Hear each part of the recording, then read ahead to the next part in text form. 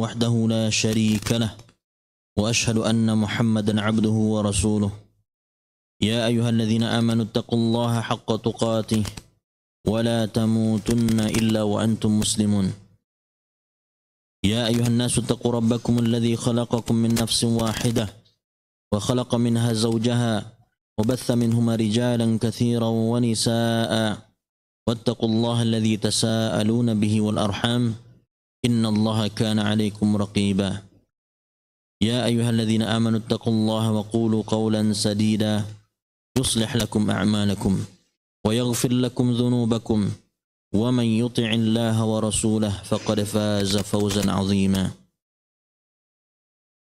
أما بعد kaum muslimin dan muslimat a'azzani Allah wa iyyakum, senantiasa kita bersyukur kepada Allah Subhanahu wa taala karena Allah masih mudahkan kepada kita untuk bisa hadir di majelis ilmu yang merupakan salah satu jalan untuk dimudahkan ke surganya Allah Subhanahu wa taala. Salawat dan salam kita mohonkan pula kepada Allah agar disampaikan kepada Nabi kita Muhammad sallallahu alaihi wasallam. Pada pertemuan sebelumnya kita sudah mulai membahas fi adabil alim, meskipun pembahasan ini secara khusus sebenarnya untuk para guru, namun berlaku juga kita. Selagi kita memiliki sedikit ilmu, maka kita dikatakan seorang yang alim atau berilmu.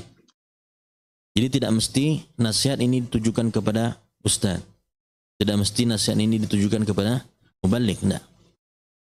Semua kita yang sudah belajar dan ada ilmu, Allah berikan rezekikan kepada kita ilmu, maka adab-adab ini pun berlaku untuk kita.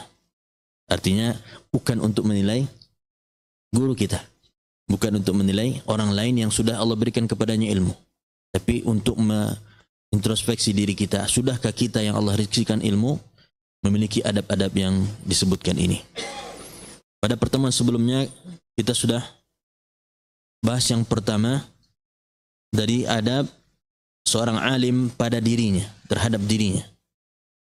Ada 12 adab dan kita sudah sebutkan satu persatu, namun belum kita jelaskan kecuali pada poin yang pertama, bahwa hendaklah seorang yang memiliki ilmu dia merasa selalu diawasi oleh Allah Subhanahu wa taala.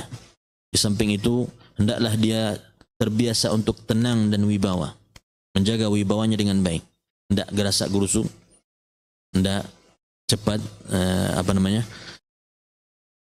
tenanglah dalam keseharian, ya, tenang dan menjaga wibawanya dengan sebaik-baiknya. Dan ini berlaku untuk kita semua. Lalu pada pertemuan sekarang kita masuk pada poin yang kedua, an yasuna al-alim kama sanahu ulama as-salaf, kama sanahu ulama as-salaf, wa yaqumu lahu bima ja'alahu Allah Ta'ala lahu min izzati wasy-syaraf. Yaitu hendaklah masing-masing kita yang Allah sudah rezekikan ilmu untuk menjaga ilmu tersebut sebagaimana para ulama salaf menjaganya. Bagaimana menjaga ilmu? Pertama tentu dihafalkan atau dikuasai, difahami dengan baik. Lalu sesudah itu diajarkan. Sebab kalau kita sudah mengupayakan untuk menjaga ilmu tersebut dengan baik, kita hafalkan bahkan, dan kita kuasai, namun tidak kita ajarkan kepada yang lain, tentu terjaganya hanya sebatas kita masih hidup. Ketika kita wafat, tentu ilmu tersebut pun hilang. Maka hendaklah kita berusaha menjaga ilmu dengan menghafalnya, menguasainya, serta mengajarkannya kepada kaum muslimin. Lalu al-qiyam, yaitu berusaha untuk menjadikan ilmu ini adalah suatu hal yang mulia dan agung. Posisikan ilmu sebagai suatu hal yang mulia dan agung.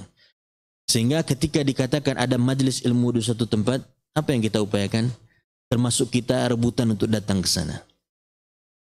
Ketika dikatakan ilmu memiliki kemuliaan, memiliki keagungan, suatu hal yang mulia, tentu ketika kita mendengar ada majlis ilmu, ada halaqah ilmu, kita termasuk yang pertama atau yang paling semangat untuk menghadirinya. Karena seseorang yang berilmu akan dimuliakan oleh Allah Subhanahu wa taala. Bukankah pernah kita sampaikan al-alimu kabirun wa in kana hadatsan wal jahilu saghirun wa in kana syaikhan. Ta'allam falaysa al-mar'u yuladu 'aliman wa laysa akhu 'ilmin kaman huwa jahil. Seorang yang berilmu itu besar, mulia di sisi Allah Subhanahu wa taala meskipun umurnya kecil. Sebaliknya, yang tidak berilmu kecil di sisi Allah meskipun umurnya sudah besar atau sudah tua. Maka belajarlah. Tidak ada seorang pun di antara kita yang lahir dalam kondisi sudah berilmu, itu tidak ada. Belajar. Dan orang yang berilmu tidak sama dengan orang yang tidak berilmu. Jagalah ilmu dengan mengupayakan mempelajarinya, lalu mengajarkannya kepada kaum muslimin, lalu berusaha menjadikan ilmu tersebut mulia di mata kita.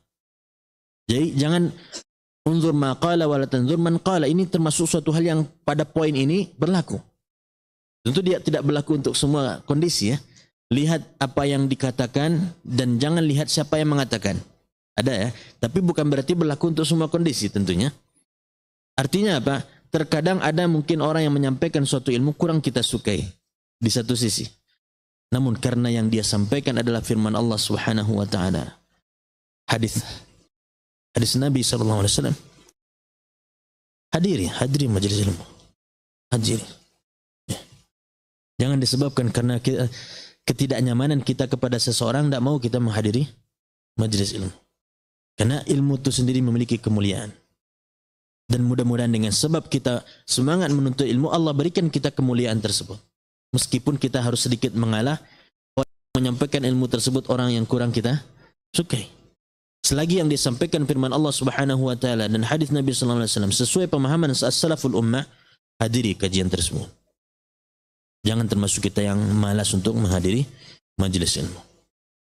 Az-Zuhri mengatakan, fala yudhilluhu bidhahabihi wa masyihi ila ghairi ahlihi min abna'id dunya. Tentunya seyogyanya ya, seseorang yang mengupayakan untuk aktif atau sibuk dalam urusan ilmu, dia tidak terlalu sibuk dengan berinteraksi atau berteman dengan ahli dunia. Bukan berarti tidak boleh berteman dengan manusia. Seorang ahli ilmu dekatnya juga dengan ahli ilmu, bukan mendekati ahli dunia. Baik itu berkenaan dengan yang punya jabatan misalnya, atau yang punya harta dan lain sebagainya. Karena seorang ahli ilmu tentu dia berteman dengan ahli ilmu juga, supaya setiap harinya dihiasi dengan ilmu. Tapi kalau sudah berteman dengan, atau kebiasaan dia mendekati orang-orang yang memiliki harta misalnya, atau memiliki kedudukan, pangkat dan sebagainya, dikhawatirkan seolah-olah dia merendahkan ilmu, tidak lagi memuliakan ilmu. Az-Zuhri mengatakan, hawanun bil ilmi an yahmilahu al-alim ila baitil muta'allim. Normalnya tidak boleh kita ngajar privat. Bahasa di sini, seorang guru itu hawan, dikatakan hina, dikatakan tidak mulia ketika dia datang ke rumah mengajarkan ilmu. Tolong datang ke rumah saya, ajarkan anak saya ilmu misalnya gitu ya. Sebenarnya itu dari ulama terdahulu tidak menyukai yang demikian. Hawan kata beliau. Ya, dikatakan termasuk suatu hal yang rendah rasanya, atau menghinakan, merendahkan ilmu, menghinakan ilmu ketika ilmu itu diantarkan ke rumah, kecuali dengan sebab darurat atau suatu hal yang memang penting diupayakan, seperti mendatangi para pemimpin misalnya. Tidak mungkin mereka yang disuruh datang ke kita, kecuali pemimpin ini Allah berikan kepadanya semangat untuk belajar menuntut ilmu, sebagaimana Malik ibn Saud yang sekarang yang merupakan muassis atau pendiri negara Saudi. Itu ketika Syekh Muhammad bin Abdul Wahab datang ke Dir'iyah, sekarang Riyadh namanya, pusat ibu kota Saudi. Ketika beliau datang ke sana, dibisikkan kepada Ibnu Saud ini oleh saudarinya yang sudah mengenal mana salaf. Dijelaskan baik-baik, sudah datang ke kota kita seorang alim dari ulama. Alangkah baiknya kita datangi beliau. Oh, semangat beliau. Langsung beliau bergegas untuk mendatangi alim. Tidak ada keinginan untuk suruh datang ke sini, suruh dia datang ke sini. Tapi bergegas raja ini untuk mendatangi alim tersebut, lalu diadakan beberapa kesepakatan dan sama-sama menyetujui kesepakatan tersebut, dan alhamdulillah sekarang berdiri negara Saudi dengan kondisi yang masya Allah. Ini kita lihat bagaimana bahwa ilmu dan seorang ahli ilmu dimuliakan, bahwa dia didatangi bukan disuruh datang. Maka kurang baik rasanya ketika mendatangkan guru Al-Quran atau gurunya didatangkan ke rumah, tapi hendaklah kita yang mendatangi guru untuk belajar. Kecuali pada kondisi yang memang sulit untuk dikondisikan, ya, kecuali pengecualian tadi ya, seperti raja misalnya, atau para pemimpin yang banyak kesibukannya, yang kalau dengan menyengajakan hadir ke atau datang ke rumah seorang alim, menghabiskan waktunya dan sementara kesibukannya banyak, maka tidak mengapa sesekali dalam rangka menasihati. Dalam rangka menasihati, seorang alim datang kepada raja tersebut.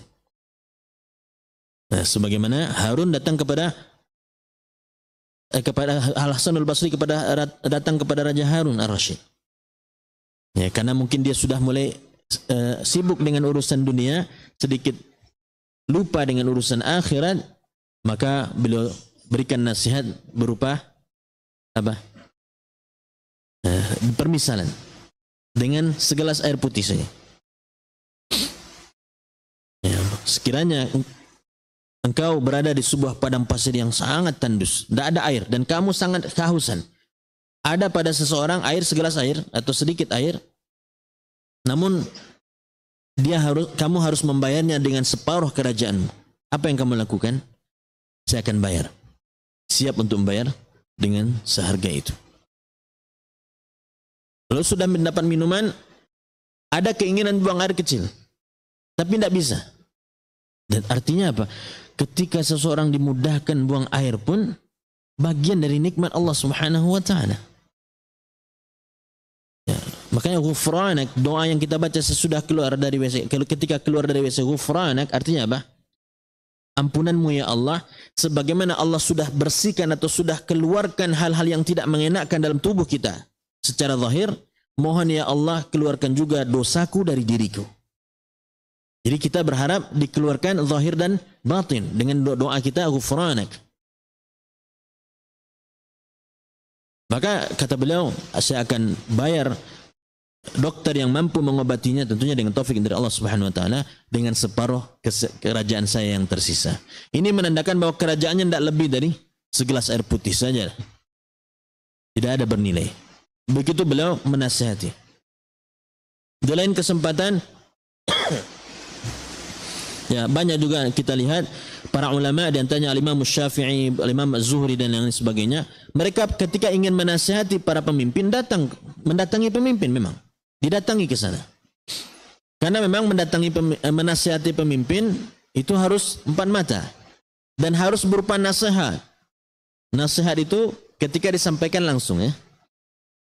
Meskipun kasar, bukan kasar ya, meskipun keras, tapi ketika disampaikan langsung, insya Allah akan bisa diterima dengan baik. Apalagi kalau disampaikan dari hati. Tapi kalau disampaikan di depan umum, itu bukan nasihat. Apa namanya? Fadihah. Fadihah itu ya padiah. Ya. Di muka umum, di muka orang banyak, dinasihati fadihah. Padiah. Ya. Nah, tentunya kita berusaha untuk tidak melakukan yang demikian. Ini poin yang kedua, berkenaan dengan adab seorang alim pada dirinya sendiri, berusaha untuk menjaga ilmu dengan sebaik-baiknya. Lalu yang ketiga,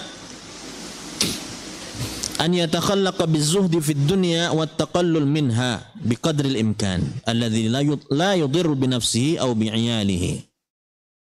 Semampunya, sewakianya seorang alim dari yang menuntut ilmu, hendaklah dia memiliki sifat zuhud terhadap dunia. Jangan menjadikan dunia sebagai tujuan hidupnya. Dia tidak menjadikan dunia sebagai tujuan hidupnya. Bahkan kalau sekiranya memungkinkan untuk dia cukup mendapatkan sedikit saja dari dunia, itu lebih afdal. Biqadril imkan. Dengan catatan la yudhirru bi nafsihi wala bi 'iyalihi. Tentunya dengan catatan tidak membahayakan dirinya dan tidak membahayakan keluarganya. Dia belajar menuntut ilmu atau dia mengajarkan ilmu, tapi dia tidak bisa makan, keluarganya tidak dikasih makan. Tentu ini membahayakan dirinya dan keluarganya. Ya. Dan kita tahu bagaimana para ulama terdahulu, di samping mereka mengajarkan ilmu, sebagian mereka yang kaya raya, yang banyak hartanya, juga suka membantu alim dari ulama yang lain. Ya, membantu alim dari ulama yang lain untuk mencukupi kehidupannya selama 1 tahun ke depan. Seperti Imam Malik, ya, beberapa kondisi beliau diberikan bantuan kepada beliau berupa dinar, uang dinar yang kalau dirupiahkan miliaran. Mungkin jumlah ketika di dinarnya tidak besar ya, tapi ketika dijumlahkan miliaran. Ini perhatian seorang alim terhadap alim yang lain. Begitu juga Imam Abu Hanifah. Di samping beliau seorang alim dari ulama, beliau juga saudagar, pedagang. Di samping beliau memperhatikan tentunya keluarga beliau, beliau perhatikan murid-murid beliau. Beliau perhatikan murid-murid beliau, beliau bantu murid-murid beliau. Jadi tidak salah ketika seorang guru ada yang mengupayakan membantu muridnya, dimudahkan urusan muridnya, dibantu berupa harta dan sebagainya. Tidak mesti murid saja membantu guru kalau sekiranya memang guru ini mampu. Karena ya dengan ini kita lihat bahwa dunia tidaklah di hati mereka. Mereka punya banyak dunia, tapi tidak menjadikannya dia di hati mereka. Sebagaimana Imam Utsman bin Affan radhiyallahu anhu, menantu Nabi sallallahu alaihi wasallam yang terkenal sangat kaya raya, juga tidak menjadikan dunia di hati beliau, dan sama sekali kekayaan beliau tidak merugikan beliau. Justru menjadikan beliau beruntung di dunia dan di akhirat. Nah, ini seyogyanya tidak menjadikan dunia sebagai tujuan. Seorang yang berilmu jangan pernah menjadikan dunia sebagai tujuannya. Ya, tapi cukup dunia bagaimana dia bisa kuat dalam beribadah kepada Allah Subhanahu wa taala, dalam belajar dan mengarungi kehidupan ini. Nah, kenapa demikian? Li'annahu a'lamun nas bi khissatiha wa fitnatiha wa sur'ati zawaliha wa kathrati ta'abiha wa nasabiha. Karena seyogyanya seorang yang alim itu dialah yang paling tahu ya tentang kekurangan yang ada pada dunia. Bahwa dunia hina, dunia sementara, dunia fana, dunia cepat perginya. Di dunia banyak capeknya, banyak lelahnya gitu ya. Maka seyogyanya jangan menjadikan dunia tujuan kehidupan kita. Dan Nabi SAW ajarkan kepada kita doa agar jangan sampai dunia sebagai akbar hammina. Wala taj'alid dunya akbar hammina. Jangan engkau jadikan ya Allah dunia sebagai sebesar-besarnya cita-cita kami atau cita-cita kami paling besar. Nabi SAW masih memohon kepada Allah agar jangan sampai dunia merupakan cita-cita terbesar atau tertinggi. Apalagi kita harus lebih sering-sering membaca doa ini agar jangan sampai kita tertipu dengan dunia. Bagaimana kita pernah jelaskan, dunia asal katanya dunu wadani, atau sifat yang terkandung dalam bahasa atau kalimat dunia, dunuun wadani. Dunu artinya apa? Dia dekat. Dunia itu dekat, sebentar, sementara. Karena setiap yang ada akhir itu dekat. Setiap yang ada akhirnya itu dekat, tidak jauh. Lalu yang kedua dikatakan dunia itu dani, hina. Bahkan dia tidak lebih mulia dibandingkan sayap seekor lalat atau nyamuk. Maka jangan sampai jadikan dunia sebagai cita-cita tertinggi kita. Dikatakan oleh Imam Syafi'i rahimahullah, ya, di sini ditulis radhiyallahu anhu.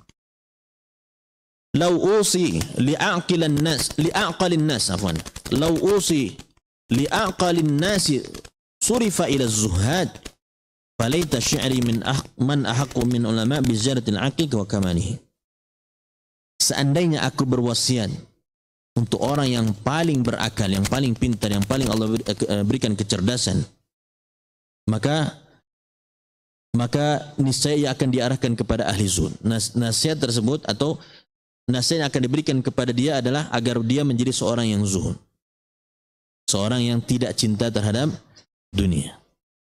Dan mudah-mudahan kita termasuk yang demikian. Cukup dunia sebagai sebab untuk kita mendapatkan kebaikan-kebaikan akhirat.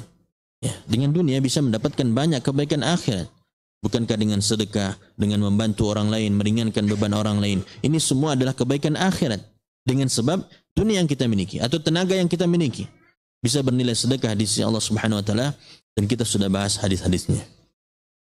Dikatakan oleh Yahya bin Mu'adz, "Lau kanatid dunya tibran yafna wal akhirah khazafan yabqa." Ini dimisalkan, permisalan. Kalau sekiranya dunia itu dimisalkan seperti emas, tapi sudah dikatakan dia fana. Dimisalkan seperti emas tapi fana. Sementara akhirat hanya dimisalkan seperti tanah liat, namun dia kekal. Kira-kira pilih mana? Kalau ditanya ke kita, pilih mana? Ini ada segenggam emas, segenggam tanah liat. Ini emas ini mungkin setahun, 2 tahun habis gitu. Artinya tidak lama lah, sebentar saja umurnya. Sementara tanah liat ini dia akan bertahan lama. Antum pilih mana? Jujur. Zahir kita akan pilih emas ya. Mana ada yang mau pilih tanah liat? Dimisalkan ya, misalkan. Kalau sekiranya dimisalkan dunia itu seperti emas, tapi fana. Sementara akhirat dimisalkan seperti tanah liat. Kita tidak mau menjaganya. Kalaupun berhasil dijadikan suatu yang bermanfaat, jadi batu bata saja. Sendiri pun belum bermanfaat. Tapi kata selanjutnya, lakana yanbaghi lil aqil itharul khazaf al-baqi ala tibr al-fani. Kalau itu pilihannya, seyogyanya orang yang berakal memilih untuk mengambil tanah liat dibandingkan emas. Kalau sekiranya permisalan dunia dengan akhirat seperti itu, tetap seyogyanya seorang yang berakal harus ambil tanah liat, bukan ambil emas. Fakaifa wad dunya khazafun wa in fakaifa wad dunya khazafun fanin wal akhiratu tibr. Lalu bagaimana kalau yang faktanya, realnya bukan demikian? Realnya bahwa dunia itu adalah suatu hal yang tanah liat kalau bahasa ini, atau suatu hal yang ya seperti yang kita misalkan dari tanah yang fana. Ya, justru dunia itulah yang tidak berharga dan fana. Sementara akhirat adalah segenggam emas atau sekantong emas yang berharga. Tentu hendaknya tidak diragukan lagi, yang kita pilih adalah kebaikan akhirat. Ini tadi dimisalkan kalau sekiranya dunia itu adalah tanah liat dan kalau dunia adalah emas dan akhirat adalah tanah liat, tetap ambil yang tanah liat ini. Ya, ambil yang untuk akhirat. Jangan ambil yang emas, tapi untuk yang suatu hal yang fana atau tidak kekal. Apalagi permisalannya tidaklah demikian. Yang benarnya permisalannya adalah bahwa dunia itulah tanah liat. Sementara akhirat adalah emas yang betul-betul berharga. Maka jangan pernah kita menyia-nyiakan yang berharga tersebut. Nah, ini poin yang ketiga, adab yang mesti dimiliki oleh seorang alim pada dirinya. Selanjutnya adab yang keempat, ar-rabi' an yunazziha ilmahu an ja'lihi sullaman yatawassalu bihi ila al-aghrad ad-dunyawiyyah min jahin aw malin aw sum'ah aw syuhrah aw khidmah aw taqaddumin ala aqrani. Hendaklah kita masing-masing kita memuliakan ilmu.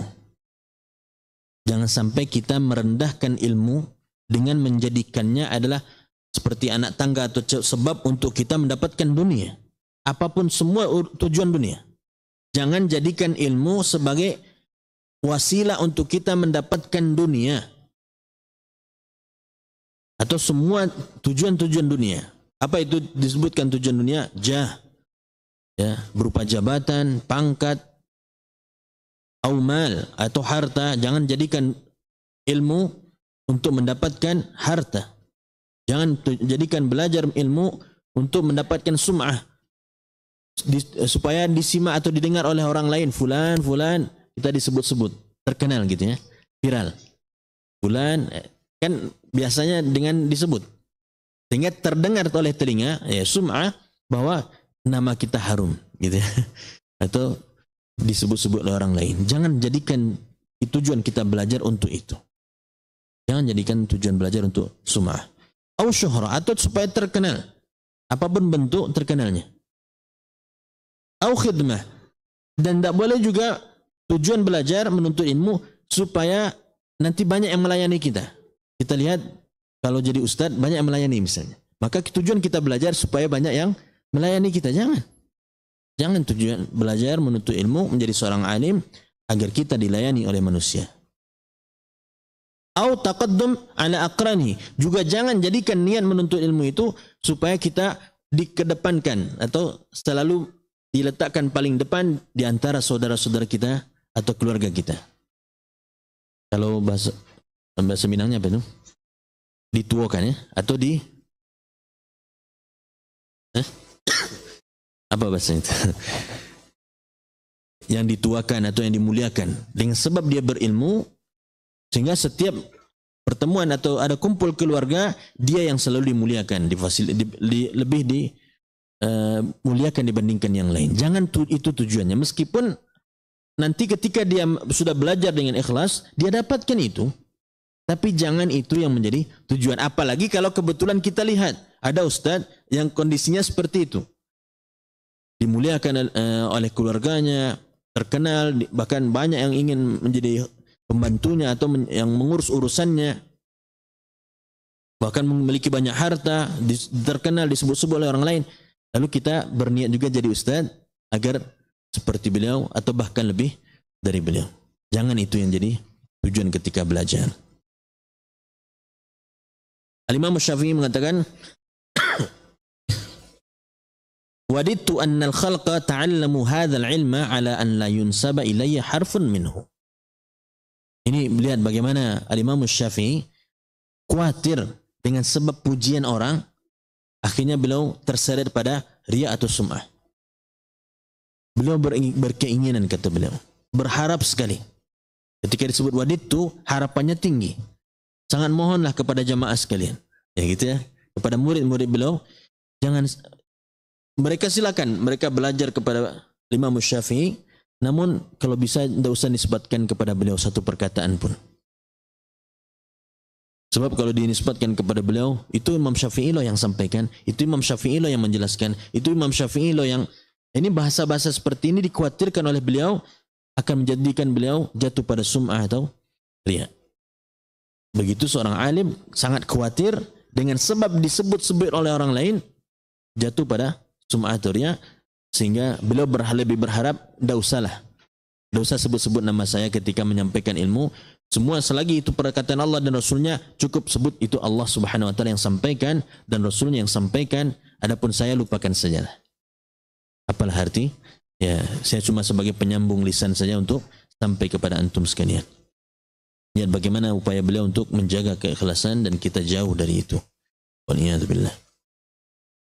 Begitu juga tentunya seorang alim yunazzihuhu 'anit tama' fi rifqin min talabatihi bimalin aw khidmah aw ghairihima bisabab ishtighalihim 'alaihi wa taraddudihim ilaihi. Hendaklah masing-masing kita ketika belajar menuntut ilmu menjadikan ilmu itu mulia. Bagaimana caranya? Jangan sampai ilmu itu direndahkan dengan sebab tamak kita, dengan sebab keinginan kuat kita agar semua murid-murid kita melayani atau semua murid-murid kita memperlakukan kita dengan baik. Jangan itu jadi tujuan. Baik itu memperlakukan kita, memberikan pelayanan berupa harta atau khidmah atau dibantu urusan-urusan kita, atau yang selain keduanya, dengan sebab mereka tiap sebentar bertanya kepada kita atau belajar kepada kita, sehingga kita menjadikan mereka sebagai orang yang melayani kita. Lihat bagaimana Mansur mengatakan, la yasta'inu bi ahadin kana Mansur, bukan Mansur mengatakan, dia orang lain menceritakan tentang Mansur, raja di sini, khalifah, la yasta'inu bi ahadin yakhtalifu ilaihi fi hajah. Lihat, ternyata meskipun sudah banyak bantu orang, dia sering berikan bantuan. Ada yang minta, butuh, tuan minta, dia minta apa sajalah gitu ya. Tentunya minta, dalam hal ini minta harta, minta bantuan. Dikatakan di sini La yasta'in. Beliau tidak pernah minta tolong sedikit pun kepada orang, semua orang yang pernah minta tolong kepada beliau. Yang beliau sudah bantu banyak. Banyak sudah beliau bantu.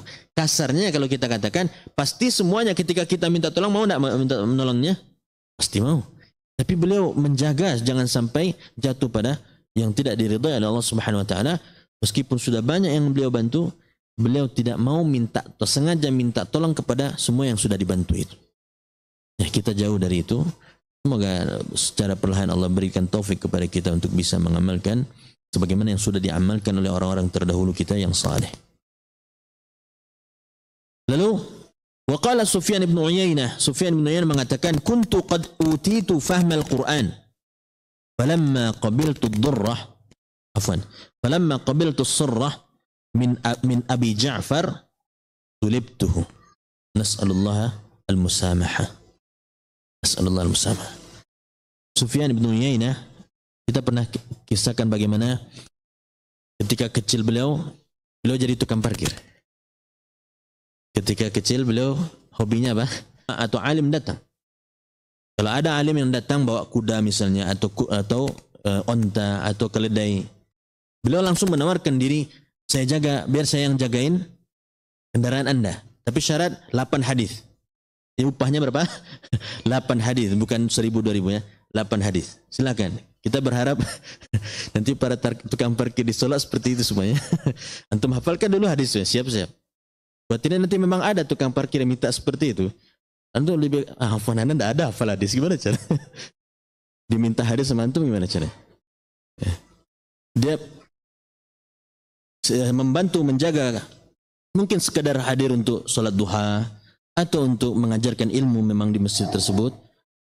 Maka beliau menawarkan diri menjaga kendaraan mereka dengan upah 8 hadis. Ketika alim itu masuk, diajarkan dulu ya. Ketika keluar 8 hadis itu sudah hafalkan.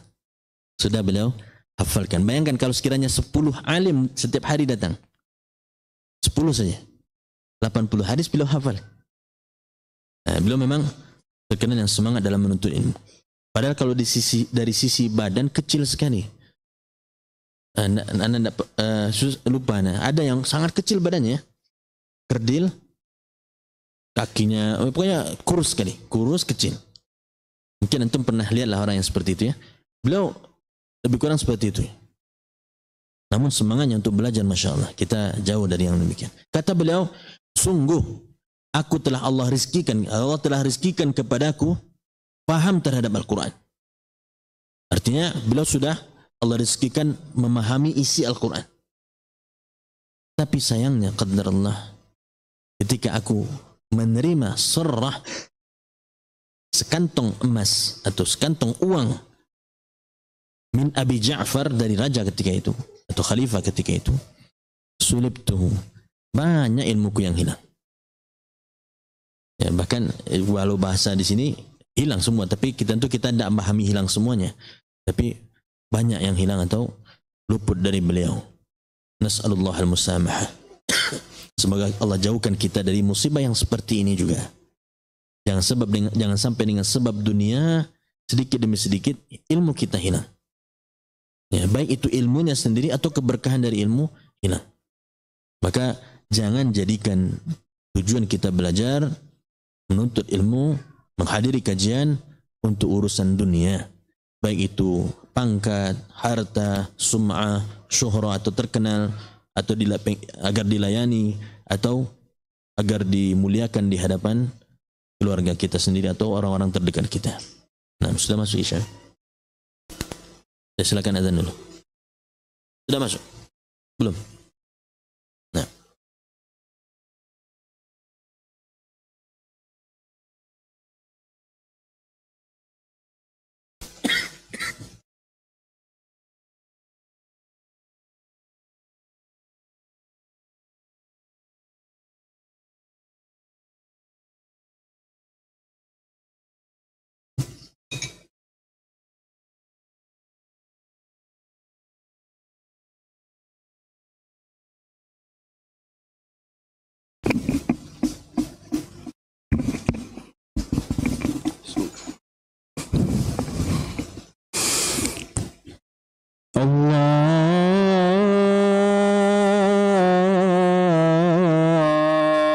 أكبر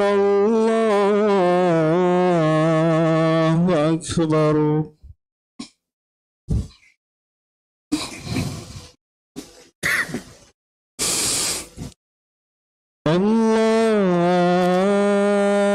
الله أكبر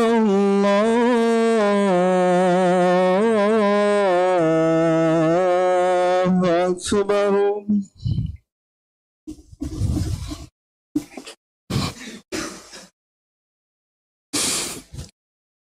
أشهد أن لا إله إلا الله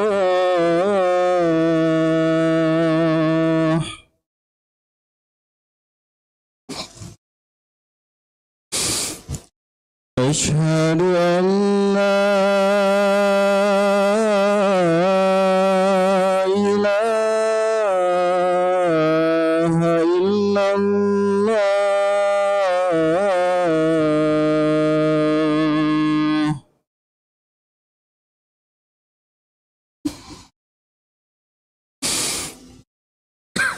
أشهد أن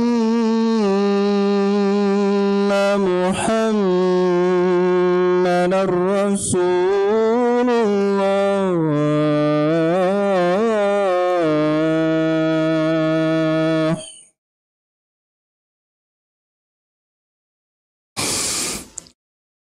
أشهد أن محمدا رسول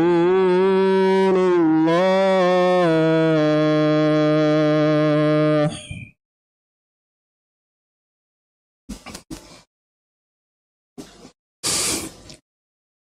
حي على الصلاة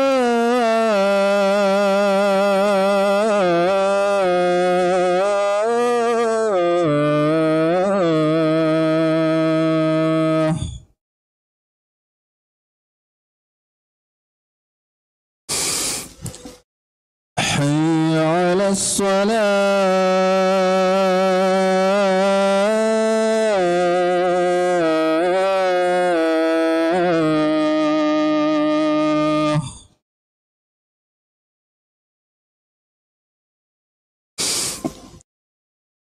حي على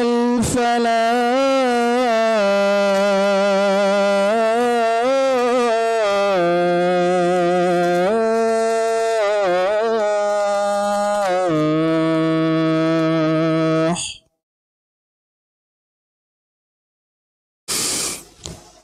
حي على الفلاح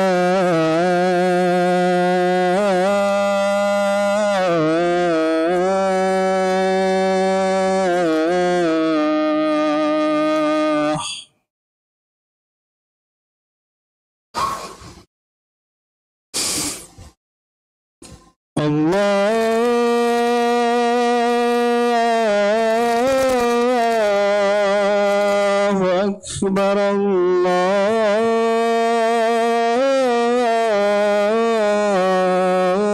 الله أكبر لا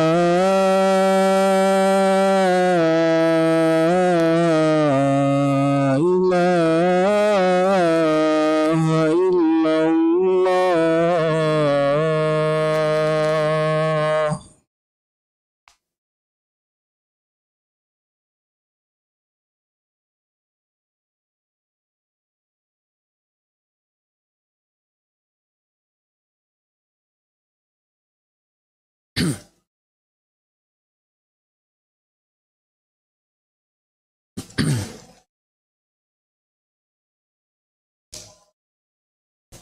Yang keempat tadi, pada poin hendaklah memuliakan ilmu dengan tidak menjadikannya sebagai untuk mendapatkan tujuan-tujuan dunia.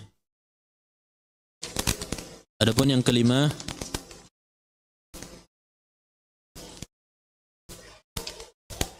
an yatanazzaha an dani'il makasib wa radhiliha tab'an wa an makruhiha 'adatan wa syar'an kal hijamah wad dibaghah was sarf was siyagh. Hendaklah tentunya seorang yang alim, seorang yang berilmu, apalagi dia mengajarkan ilmu, dia menjauhkan dirinya dari sumber rezeki atau sumber mata pencaharian yang dianggap di masyarakat itu rendahan. Ya. Dianggap di masyarakat rendahan, dan itu masing-masing daerah berbeda tentunya ya. Atau minimal tidak disukai pekerjaan tersebut, bukan jadi tujuan untuk dicari oleh anak-anak sekolah. Ada enggak anak sekolah tujuan atau cita-citanya rendah, rata-rata tinggi ya. Bukan berarti kita merendahkan pekerjaan, tidak ya. Kita tidak sedang merendahkan pekerjaan, tapi rata-rata anak sekolah yang sengaja sekolah, apalagi sampai kuliah, itu tidak ada yang bercita-cita untuk mendapatkan pekerjaan yang mungkin menurut level masyarakat itu di bawah. Itu tidaklah jadi tujuannya. Meskipun faktanya ada yang seperti itu, karena mungkin dia tidak mandiri atau bahkan kemampuannya juga jauh dari yang diharapkan, mau tidak mau akhirnya bekerja dengan pekerjaan yang dianggap oleh masyarakat pekerjaan yang level bawah.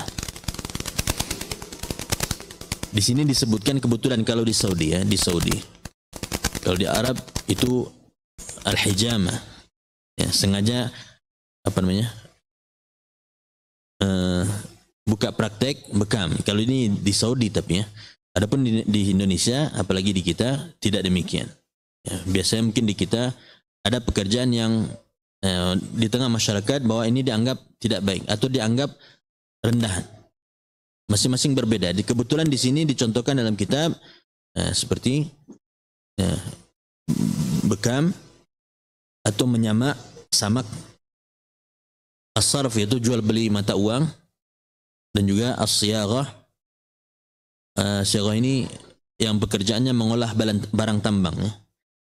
Namun di kita bisa jadi pekerjaan-pekerjaan ini tinggi levelnya, karena secara khusus mungkin tidak ada pekerjaan yang lebih rendah dibandingkan ini di Saudi atau di Arab. Adapun di kita di Indonesia kebetulan cukup banyak ya, yang dengan sengaja mungkin mengumpulkan sampah-sampah dan sebagainya, lalu dengan sampah-sampah tersebut dijual. Wallahu alam apakah itu termasuk yang paling rendah atau tidak di kita. Yang jelas berkenaan dengan ini masing-masing daerah berbeda. Nah, seorang penuntut ilmu, seorang alim, hendaklah dia menjauhi itu. Bukan berarti pekerjaan tersebut hina, hanya saja sebahagian masyarakat memandangnya rendah. Sehingga kalau dia aktif dengan kegiatan seperti itu, orang tidak mau terima kata-katanya, gitu ya. Orang tidak mau terima nasihatnya. Bulan kerjanya ini cuma, atau pekerjaannya begini dan begitu. Jadi jangan sampai dengan sebab pekerjaannya yang di mata masyarakat itu pekerjaan bawahan atau rendah, lalu dia ketika menyampaikan ilmu tidak didengarkan. Itu ya.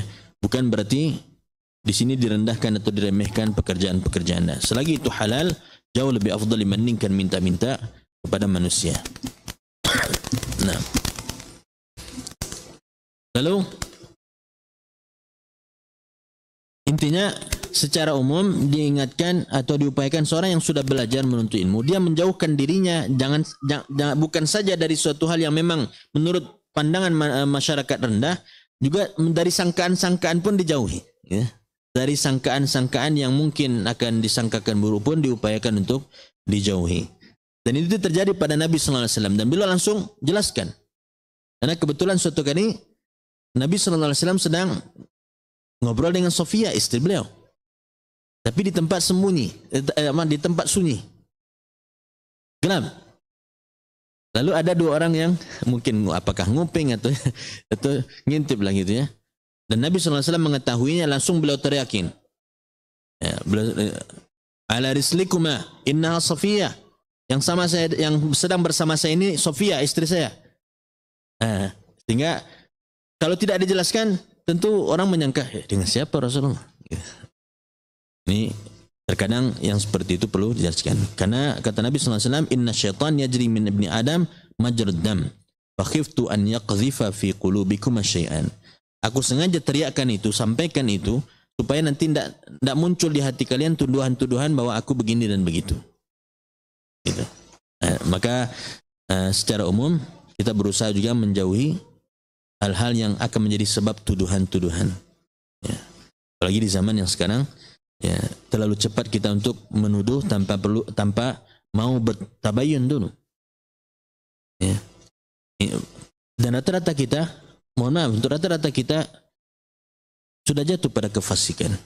Karena fasik itu apa? Tidak mengamalkan perintah Allah, mungkin tidak maksimal atau banyak kurangnya, atau melakukan kesalahan yang Allah larang, atau melakukan dosa dan maksiat, mau besar atau kecil, atau banyak atau sedikit. Artinya setidaknya ada sifat kefasikan dalam diri masing-masing kita. Sehingga ketika dikatakan in ja'akum fasiqun binaba'in fatabayyanu, berlaku untuk kita. Apabila datang seorang yang fasik dengan membawa berita, tabayyun dulu. Apalagi berkenaan dengan dua orang yang sedang bermasalah, maka tidak boleh kita mencukupkan berita, menerima berita dari satu orang saja. Pastikan bahwa berita yang sama juga kita terima dari yang satu lagi. Bukankah Nabi Daud alaihissalam pernah ditegur oleh Allah Subhanahu wa taala dengan sebab segera beliau memberikan keputusan pada seseorang yang melaporkan bahwa saudaranya sudah mengambil lembunya atau sapinya. Dia punya 99, saya punya cuma satu ya Rasulullah, ya Daud. Masih juga pengen ambil yang satu itu. Ya, itu bahasanya. Bahasa pengaduan ya, bahasa melemah, memelasnya. Nabi Daud alaihissalam langsung perintahkan, kembalikan yang satu itu. Allah tegur Nabi Daud alaihissalam dengan sebab segera atau terlalu cepat memutuskan sebelum nanya dulu. Benar kamu ambil, kan harusnya seperti itu saja. Benar kamu ambil punya orang ini. Tapi tidak ada pertanyaan itu, sehingga Allah tegur Nabi Daud alaihissalam dan beliau jatuh tersungkur bertaubat kepada Allah Subhanahu wa taala. Apalagi kita ya. Di zaman sekarang untuk tidak terlalu mudah menerima laporan dari, apalagi adu domba dari orang lain, sebelum kita berusaha untuk tabayyun dan datangkan saksi. Untuk datang minimal 2 saksi. Biasakan untuk mendatangkan saksi. Minimal berapa kalau laki-laki? 2 saksi. Kalau perempuan? Berarti 4. Tidak boleh kurang dari itu. Tidak boleh kurang dari itu. Kalau cuma 1 laki-laki, jangan terima mentah-mentah. Ya cukup kita tahu, tapi tidak kita terima beritanya mentah-mentah. Perempuan 2, tidak terima. 3, ya belum terima juga. Pastikan minimal 4 yang menyampaikan berita yang sama. Ini penting supaya kita tidak jatuh pada kesalahan yang makanya antum yang punya anak atau santri anak di pondok dimanapun itu, pertama jangan suka tajassus ya. Jangan antum tajassusi pondoknya masing-masing, mau di mana saja pondok, karena yang sedang antum tajassus itu siapa? Ustaz-ustaz di pondoknya, guru-guru di pondoknya. Lalu yang kedua, mau tidak mau antum menerima laporan dari satu anak antum laki-laki, sudah diterima? Belum bisa diterima. Apalagi anak-anak zaman sekarang itu kan tidak mau disalahkan. Atau kalau salah, takut ketahuan salah, apalagi sampai ketahuan sama orang tua, akhirnya milih apa? Lebih memilih menyalahkan guru dibandingkan menyalahkan dirinya sendiri. Ini kita ingatkan ini supaya mau di mana saja, bukan di pondok saja, di SD, SMP, SMA anak antum dalam melaporkan kesalahan guru atau kesalahan temannya, pastikan yang melaporkan atau yang ada saksinya. Tidak boleh antum terima serta-merta laporan dari anak antum. Ini anak sendiri, apalagi orang lain yang mungkin kita tidak kenal. Ini supaya tidak boleh diremehkan. Ini bagian dari upaya kita untuk mengamalkan ilmu yang sudah kita pelajari. Karena seringkali ya, yang seperti itu menjadikan kondisi tidak nyaman, menjadikan kondisi menyedihkan gitu ya, menjadikan orang sedih. Ada dengan sebab itu yang mereka itu jadi sedih. Apapun kondisinya, sedihnya seperti apa, maka kita berusaha untuk menjauhkan diri dari apa yang sudah Allah ingatkan atau Allah larang. Nah, 1 poin lagi mungkin, atau 2 poin lagi. Poin yang ke-6,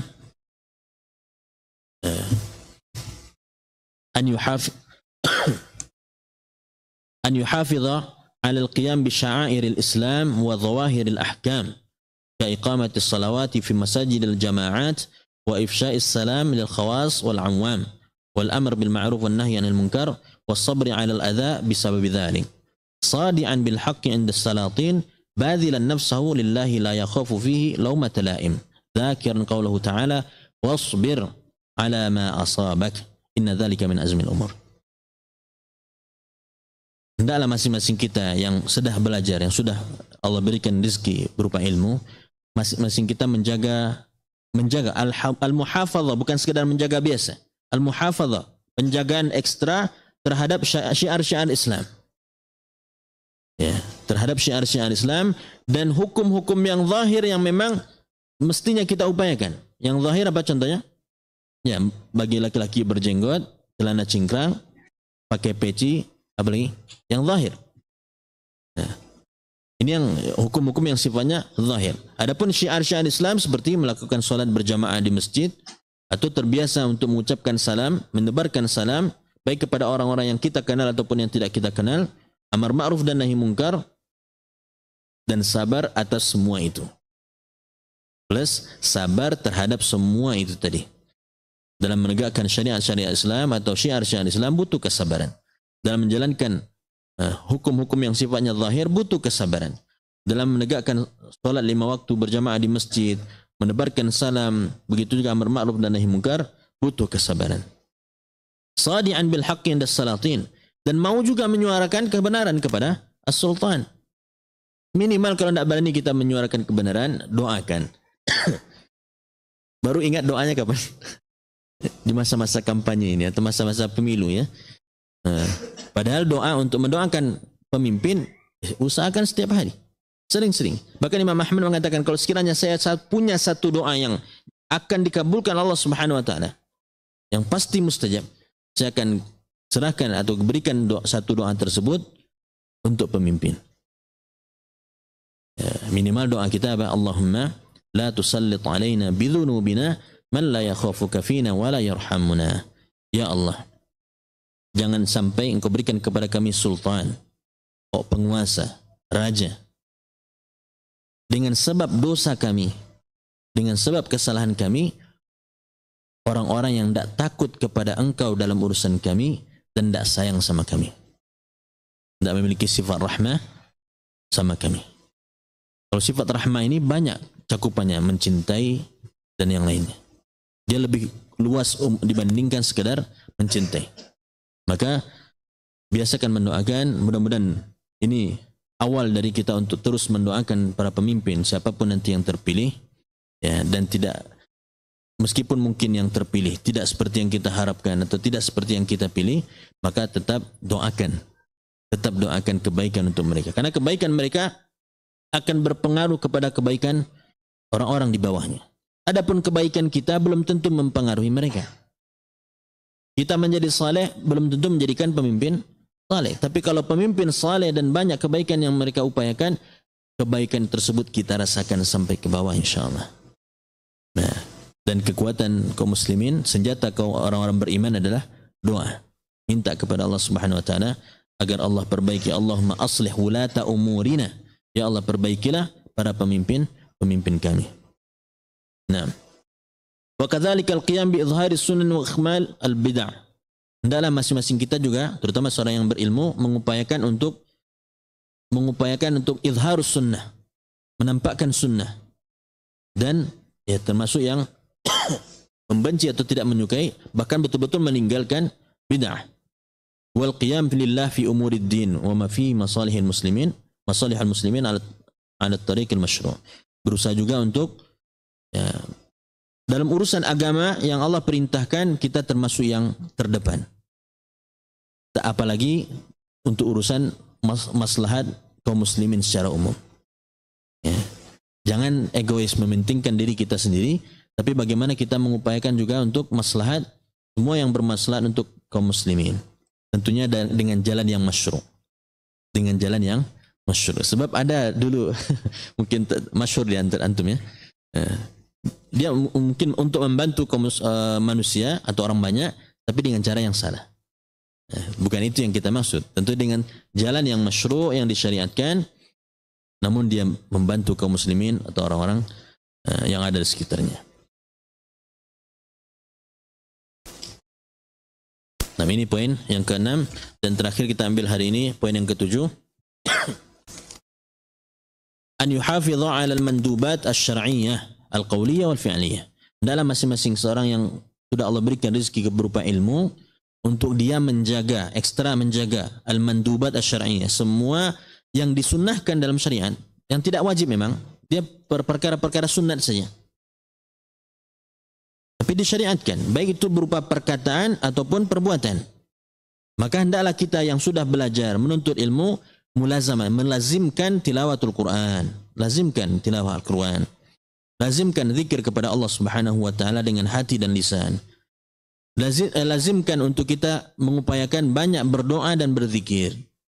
Baik itu ketika malam hari, di penghujung malam dan penghujung siang. Penghujung malam kapan itu? Ya, menjelang subuh atau setelah subuh. Artinya di awal siang dan penghujung malam perbanyak doa. Ketika pagi dan sore jangan tinggalkan zikir pagi sore. Wa min nawafilil ibadat min as-salati was-shiyam wa hajjil baitil haram. Begitu juga hendaklah kita mengupayakan memperbanyak ibadah-ibadah yang sifatnya nafilah, baik itu salat ataupun puasa, termasuk juga melaksanakan haji ke Baitullah. Wassalati ala Nabi sallallahu alaihi wasallam, memperbanyak salat kepada Nabi sallallahu alaihi wasallam. Fa inna mahabbatahu wa ijlalahu wa ta'zimahu wajib. Karena memang memuliakan, mencintai, memuliakan, mengagungkan Rasulullah sallallahu alaihi wasallam itu adalah suatu kewajiban kita. Maka perbanyak salawat kepada beliau sallallahu alaihi wasallam. Wal adab 'inda sama'i ismihi wa dzikri sunnati matlub as-sunnah. Ya. Dan ketika kita mendengar disebut namanya, disebut atau diingatkan tentang sunnah beliau, maka kita berselawat kepada beliau sallallahu alaihi wasallam. Jangan kita termasuk yang bakhil dengan berselawat kepada Nabi sallallahu alaihi wasallam. Kana Malik, Imam Malik rahimahullah, idza dzakara an-nabi sallallahu alaihi wasallam yataghayyaru launuhu wa yatanahna. Imam Malik itu kalau disebut nama Nabi sallallahu alaihi wasallam berubah wajah beliau, memerah atau apa namanya itu? Pucat. Memerah dan pucat. Artinya beliau pengaruh, nama Nabi sallallahu alaihi wasallam disebutkan mempengaruhi beliau. Kita nama Allah disebut, bacaan Al-Qur'an disebutkan, dibacakan, la qadarullah, sebagian hati kita tidak terpengaruh dengan itu. Padahal di antara ciri orang beriman apa? Idza dzukirallahu wajilat qulubuhum wa idza tuliyat alaihim ayatuhu zadatuhum imana. Tapi qadarullah, ketika disebut nama Allah Subhanahu wa taala tidak bergetar hati kita, dan ketika dibacakan ayat-ayat Allah tidak bertambah keimanan kita. Mudah-mudahan kedepannya tidak demikian. Kita perbaiki. Seorang penuntut ilmu, seorang alim, hendaklah dia mengupayakan semua itu. Karena Ja'far bin Muhammad, idza dzukira Nabi sallallahu alaihi wasallam indahu isfarra launuhu. Ja'far bin Muhammad kalau disebut nama Nabi sallallahu alaihi wasallam menguning wajah beliau. Ya, menguning. Ya, artinya pucat. Pucat. Wa kana Ibnu Al-Qasim idza dzakara Nabi sallallahu alaihi wasallam yajiffu lisanuhu fi fihi haibatan li Rasulillah sallallahu alaihi wasallam. Kalau Ibnu Al-Qasim tidak bisa bicara. Maksudnya terdiam karena untuk menghargai, memuliakan Nabi sallallahu alaihi wasallam. Kering lisan beliau. Sementara kita sudah sering disebut Nabi sallallahu alaihi wasallam, kita tidak ada berselawat kepada beliau. Ini menandakan pengagungan kita terhadap beliau sallallahu alaihi wasallam sangat kurang sekali. Nah, tentunya ketika berkenaan dengan bacaan Al-Quran, ketika seorang baca Al-Quran, dia berusaha tafakur pada maknanya. Ketika ada perintah dan larangan yang ada di sana, dia tadabburi dengan baik. Semua janji ataupun peringatan yang ada di sana juga dia perhatikan dengan baik. Ini yang disebut dengan haqqut tilawah, ya, membaca Al-Quran dengan sebenar-benarnya. Wal aula an yakuna lahu minhu fi kulli yawm wirdun wa ratib. Hendaklah masing-masing kita para penuntut ilmu itu punya wirid harian. Nah, rencanakan dari sekarang. Masing-masing kita para penuntut ilmu hendaklah punya wirid harian. Kalau bisa nanti antum baca buku yang bukan buku sebenarnya, dia kutip yang ditulis menjelang Ramadan. Untuk apa yang mesti kita upayakan dalam keseharian selama bulan Ramadan, mulai dari bangun tidur sampai tidur lagi. Termasuk di sana ada poin-poin bagi wanita-wanita haid. Baca itu supaya mulai dari bangun tidur sampai tidur terarah. Dan kalau ada yang mau yang mungkin kreatif, mungkin dia akan ketikkan, dia buatkan tabelnya mungkin untuk dia upayakan setiap hari, tandai dia melaksanakan atau tidak. Tidak masalah. Untuk kita saja, tidak perlu untuk orang lain. Ya. Karena begitu dia diarahkan oleh para ulama. Hendaklah masing-masing kita punya wirdun ratib, la yukhillu bihi, masih punya kebiasaan harian, wirid harian yang dia tidak tinggalkan. Ya. Kalau la qadarallah mungkin suatu hari dengan kesibukan yang luar biasa, yang demikian ditinggalkan, dia ganti pada hari berikutnya. Nah ini kalau dia kebetulan punya wirid harian di siang hari, tidak bisa dia lakukan, dia ganti di malam hari. Punya wirid harian di malam hari, tidak bisa dilakukan, dia ganti di siang hari. Dan di antara kebiasaan, apalagi sekarang bulan Sya'ban yang dikenal dengan Syahrul Qurra. Bulan Sya'ban adalah Syahrul Qurra, yaitu bulannya para pembaca Al-Quran. Ya, sebenarnya bulan Sya'ban ini bulan untuk menyiangi, menyiram, lalu untuk memupuk gitu ya, menambah kualitas pada tanaman. Adapun menanamnya bulan Rajab, tapi tidak masalah. Mulai apa yang tidak bisa kita upayakan di bulan Rajab, kita upayakan sekarang supaya nanti selama Ramadan menjadi kebiasaan. Yang ingin di bulan Ramadan banyak baca Quran, sejak Sya'ban ini biasakan. Yang ingin nanti di bulan Ramadan dia menjaga berupa sedekah ataupun amal yang lain, sejak Sya'ban ini dia upayakan. Sebenarnya sejak Rajab, tapi Rajab sudah berlalu. Diupayakan untuk apa yang tertinggal kemarin diambil atau diupayakan sekarang ini. Hendaklah seorang penuntut ilmu membiasakan diri untuk membaca Al-Quran kulla sab'ati ayyam. Nah, ini wirid yang bagus adalah mengkhatamkan Al-Quran setiap 7 hari sekali sepekan. Nah, siapa yang setiap pekan?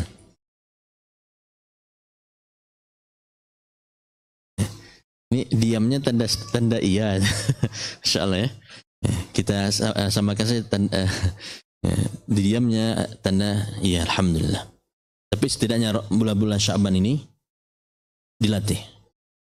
Tiap hari punya wirid harian baca Quran. Mungkin awalnya 10 hari pertama bulan Sya'ban tidak apa-apa, 1 juz dulu. 10 hari kedua tingkatkan mungkin 3 juz. 10 hari terakhir 5 juz. Sehingga nanti ketika Ramadan minimal terjaga tetap tiap hari 5 juz. Nah, mau tidak mau dipaksakan. Harus dipaksakan. Punya kebiasaan banyak baca Al-Quran. Sejak bulan Rajab kemarin harusnya. Tapi ya tidak masalah untuk bulan Sya'ban ini yang dikenal sebagai Syahrul Qurra. Bulannya para pembaca Al-Quran. Dan mudah-mudahan Allah beri taufik kepada kita untuk banyak baca Al-Quran. Baik kapan saja termasuk bulan Ramadan dan di luar bulan Ramadan, dan kita perbanyak amal saleh yang lain, wirid-wirid yang lain, dan mudah-mudahan itu menjadi kebiasaan kita sehari-hari nantinya. Allahumma amin. Ini saja, subhanakallah bihamdika asyhadu an la ilaha illa anta astaghfiruka wa atubu ilaik. Wassalamualaikum warahmatullahi wabarakatuh.